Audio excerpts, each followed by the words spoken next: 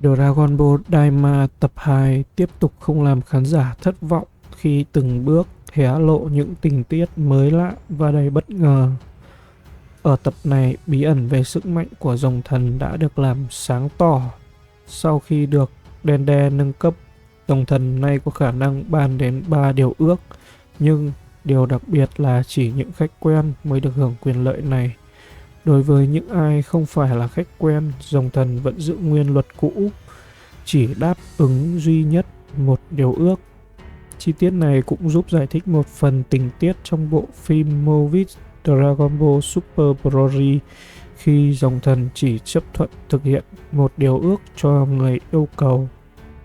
Ngoài ra, tập 2 còn mang đến một cảnh đầy hấp dẫn trên thần điện. Goma, kẻ thù mới xuất hiện, dù có ý định sử dụng 3 điều ước của rồng thần, nhưng vẫn không thể thực hiện được. Điều này có thể là do hắn chưa đạt đến tiêu chuẩn của khách quen, hoặc cũng có thể vì rồng thần đã bị suy yếu sau khi Dende bị biến thành trẻ con. Tình tiết này không chỉ tạo thêm kịch tính mà còn khiến khán giả tò mò hơn về ảnh hưởng sâu xa của việc thay đổi sức mạnh của rồng thần, cũng như vai trò Dende trong hành trình đầy thử thách phía trước.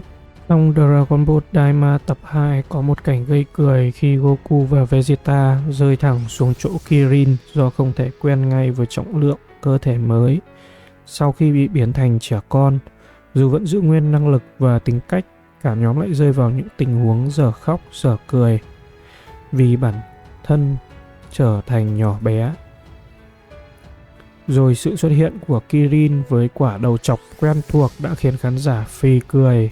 Rồng thần dường như không quên đặc trưng của vị khách lâu năm này, quyết định cho Kirin quay về diện mạo chọc lóc đặc trưng. Điều thú vị là các nhân vật trong Daima tuy đều bị thu nhỏ nhưng tính cách và những đặc điểm quan trọng vẫn không thay đổi. Chi tiết này không chỉ tạo thêm điểm nhấn hài hước mà còn làm nổi bật sự quen thuộc và tình cảm của khán giả dành cho các nhân vật. Lão Namek Neva thì đã không thể tập hợp và khôi phục ngọc rồng liên tiếp 2 lần, cho thấy rằng nghi lễ này có giới hạn về cả sức mạnh lẫn thời gian. Điều này làm tăng thêm phần căng thẳng khi ngọc rồng trái đất giờ đây sẽ trở nên vô dụng nếu thiếu vắng người trông coi là Dende. Không dừng lại ở đó, Goma đã bắt cóc Dende làm một con tim, một nước cờ khôn ngoan và cũng đầy toan tính. Dù sở hữu sức mạnh đáng gờm, nhưng hắn vẫn đủ tỉnh táo để lo lắng về sự trở lại của nhóm Goku trong những diễn biến tiếp theo. Hiện tại chỉ riêng nhóm Goku bị biến thành trẻ con do điều ước của rồng thần, trong khi những người khác vẫn giữ nguyên trạng thái bình thường, không hề bị ảnh hưởng. Điều đáng chú ý là ngay cả Buu cũng bị biến nhỏ lại, trông hệt như một phiên bản nhí đầy bất ngờ của chính mình. Sự xuất hiện của Chi Chi, trẻ con trong Dragon Ball Daima, cũng là một điểm khác biệt thú vị so với phiên bản gốc khi Goku còn nhỏ. Nhìn bề ngoài, nhóm Goku trông trẻ trung hơn rất nhiều, nhưng mọi thứ khác vẫn gần như không thay đổi. Họ không thực sự trẻ lại mà chỉ như bị thu nhỏ kích cỡ mà thôi. Đặc biệt, đây có lẽ là lần đầu tiên người hâm mộ được chứng kiến một màn đối đầu giữa Goku và Vegeta trong trạng thái Super Saiyan, nhưng lại ở dạng mini. Dù bị thu nhỏ, nhóm Goku vẫn giữ được phần lớn sức mạnh và chắc chắn sẽ còn rất nhiều trận chiến kịch tính đang chờ đợi phía trước. Trong lúc nhóm Goku còn đang bất ngờ về hình dạng trẻ con của mình, thì Kaioshin cảm nhận được một luồng năng lượng kỳ lạ xuất hiện ở thần điện, khiến anh không thể bỏ qua mà lập tức muốn kiểm tra. Goku với bản tính nóng vội liền bay thẳng lên, nhưng do cơ thể bị thu nhỏ đột ngột, anh không thể giữ được thăng bằng và ngã nhào một cách ngộ nghĩnh. Cảnh này khiến người xem vừa cảm thấy hài hước, vừa thấy rõ sự bất tiện khi cả nhóm bị biến thành trẻ con. Để tránh mất thời gian, Kibito quyết định sử dụng dịch chuyển tức thời, đưa cả nhóm gồm Goku, Kaioshin và Piccolo lên thẳng thần điện. Từ đây câu chuyện mở ra nhiều diễn biến mới khi họ bắt đầu đối diện với sự thật ẩn giấu đằng sau luồng năng lượng bí ẩn ấy. Lên đến thần điện, nhóm Goku lập tức được ông Popo thông báo rằng Dendea đã bị vài kẻ lạ mặt bắt cóc. Những kẻ này không chỉ bí ẩn mà còn có tai nhọn và tuyên bố đến từ đại ma giới, khiến không khí trở nên căng thẳng. Kaioshin ngay lập tức nhận ra điều bất thường vì đại ma giới vốn là một nơi cấm địa mà anh biết từ lâu. Sự việc trở nên phức tạp hơn khi một trong những kẻ lạ mặt lộ diện, em trai của Kaioshin, Degesu, xuất hiện cùng một loạt nhân vật đáng gờm khác bao gồm Goma, tên Majin quyền lực, và một Namek lớn tuổi tên Neva. Sự hiện diện của Neva khiến Piccolo vô cùng kinh ngạc. Theo anh, Neva là Namek huyền thoại đã ở lại đại ma giới một mình để bảo vệ ngọc rồng ma giới, một nhiệm vụ thiêng liêng và nguy hiểm mà ít ai dám đảm đương. Nhờ những chi tiết này, nhóm Goku dần nhận ra kẻ đứng sau tất cả những âm mưu nguy hiểm chính là những kẻ đến từ đại ma giới, và chúng đang tìm cách kiểm soát ngọc rồng trái đất cho mục đích đen tối của mình.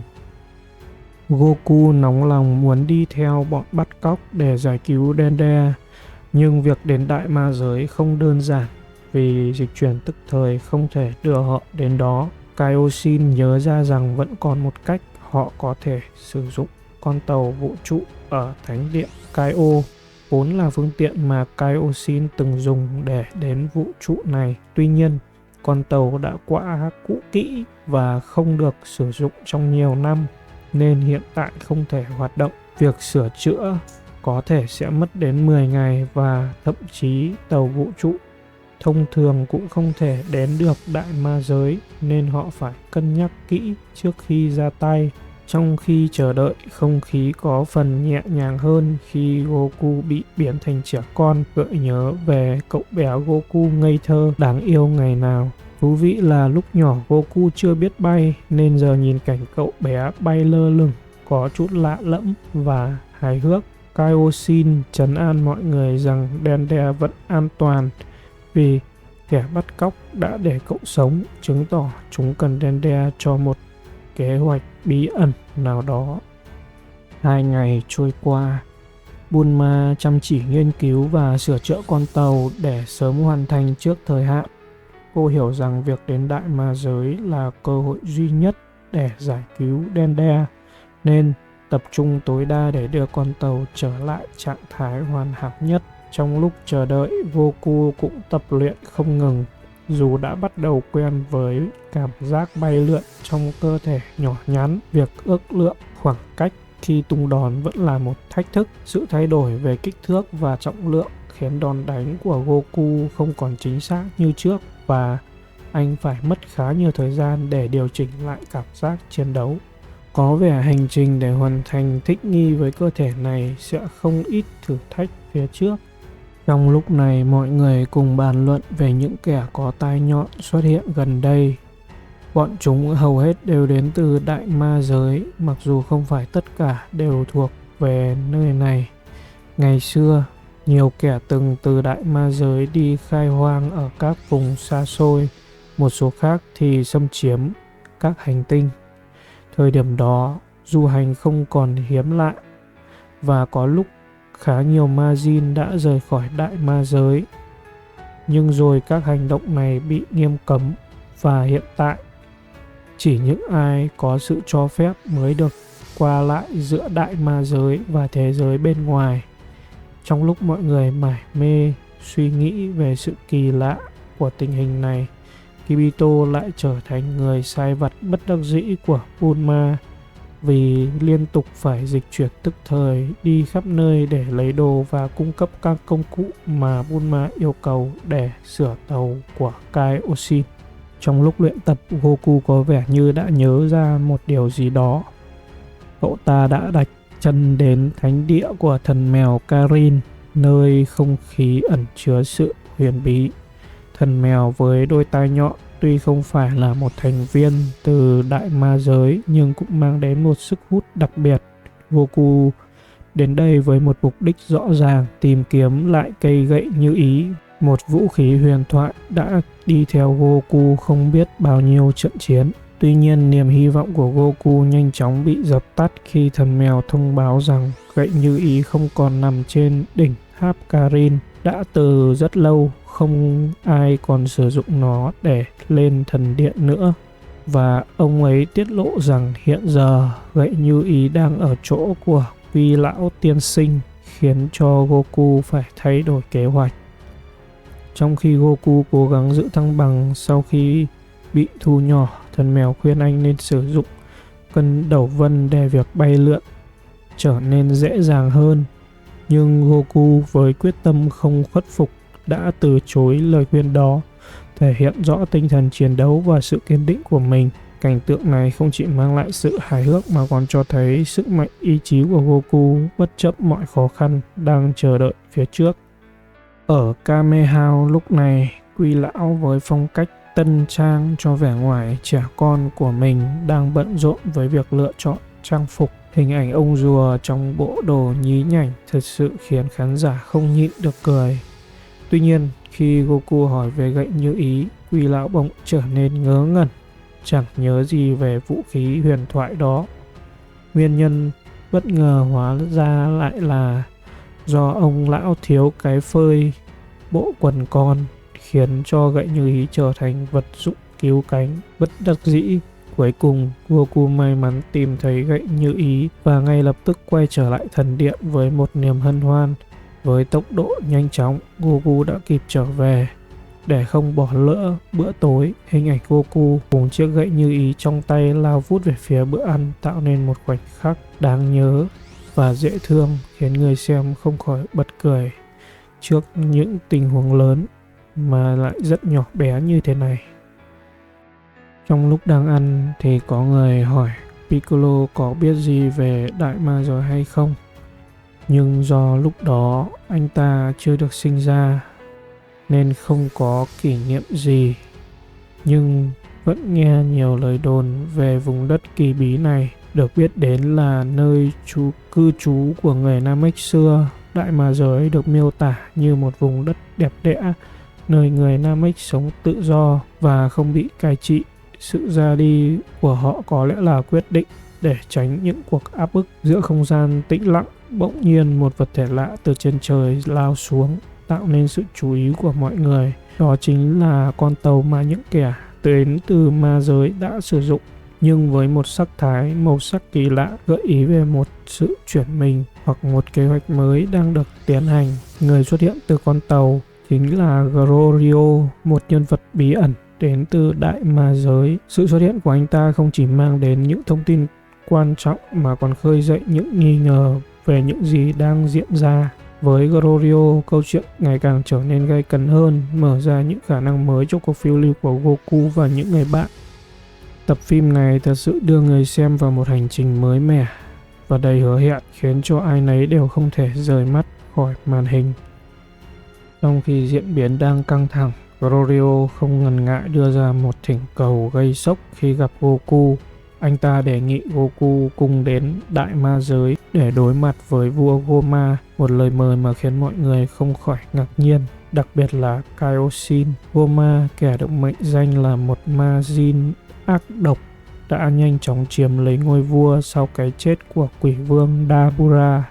Với sức mạnh vượt trội và sự gian xảo không thể phủ nhận, Goma thực sự là một đối thủ đáng gờm. Hắn ta không chỉ mạnh mẽ mà còn sở hữu một trí tuệ chiến lược tinh vi, khiến cho việc đối đầu với hắn trở nên vô cùng khó khăn. Đáng chú ý, chính tên lùn lém lỉnh này là kẻ đã bắt cóc Dende, đẩy mọi người vào tình huống khẩn cấp. Sự xuất hiện của Goma không chỉ tạo nên một cuộc đối đầu hấp dẫn mà còn mở ra nhiều tình huống căng thẳng, hứa hẹn sẽ mang đến những pha hành động nghẹt thở trong những tập tiếp theo. Khán giả chắc chắn sẽ hồi hộp theo dõi diễn biến của cuộc chiến giữa Goku và một trong những kẻ thù nguy hiểm nhất mà anh từng đối mặt. Kaioshin trong cơn lo lắng đã hỏi Glorio về nguồn thông tin của hắn. Khi thấy hắn biết về Goku, Glorio đáp rằng hắn nghe tin từ vua của ba cõi ma giới, người đã theo dõi trận chiến nổi tiếng giữa Goku và Majin Buu qua một màn hình ma pháp huyền bí. Hóa ra, Glorio không chỉ là một tên lính quèn mà thực sự là người được giao một nhiệm vụ quan trọng, đến đây để mời Goku tham gia vào cuộc chiến tại Đại Ma Giới.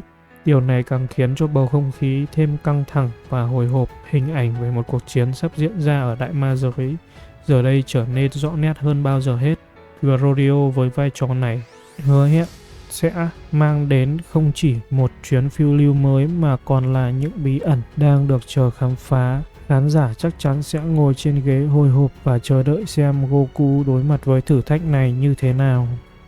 Kaioshin với tầm nhìn sâu sắc của mình nhanh chóng nhận ra rằng cuộc phiêu lưu này không chỉ liên quan đến Goku mà còn đến cả em trai của ông, người có thể có mối liên hệ với những sự kiện kỳ lạ đang diễn ra. Với một chút thông tin trong tay về Đại Ma Giới, ông quyết định sẽ đi đồng hành cùng nhóm Goku trong hành trình đầy nguy hiểm này. Trong khi đó, Kaioshin cũng cảnh báo với Goku về Glorio, kẻ mà họ vừa gặp. Hắn ta với vẻ ngoài không mấy đáng ngờ, lại không biết rằng Goku và các đồng đội của anh đã bị biến thành trẻ con, nên không hề tỏ ra ngạc nhiên hay nghi ngờ gì. Bulma luôn luôn nhanh nhạy và thông minh đã đề nghị Glorio cho xem chiếc tàu của hắn. Sau khi kiểm tra, cô nhận ra rằng mình có thể dễ dàng sửa chữa con tàu cũ của Kaioshin. Điều này khiến mọi người càng thêm hy vọng cho cuộc hành trình sắp tới. Vegeta thì không muốn bỏ lỡ cơ hội tham gia vào cuộc phiêu lưu này, cũng bày tỏ ý muốn đến Đại Ma Giới. Tuy nhiên, thực tế, tàu của Glorio chỉ có 3 chỗ ngồi, buộc anh phải chờ đợi Bulma hoàn tất việc sửa chữa trước khi có thể lên đường. Khi Glorio khởi động tàu, không khí trở nên hồi hộp hơn bao giờ hết. Chiếc tàu vũ trụ bắt đầu bay thẳng lên bầu trời, để lại những người ở lại trong sự ngưỡng mộ và lo lắng. Vậy là Glorio, Kaioshin và Goku đã lên đường đến Đại Ma Giới, nơi mà họ sẽ phải đối mặt với những thử thách chưa từng thấy. Trong tập 3, chúng ta sẽ được thấy những khung cảnh kỳ bí của Đại Ma Giới, nơi mà các bí mật có thể sẽ được hé lộ.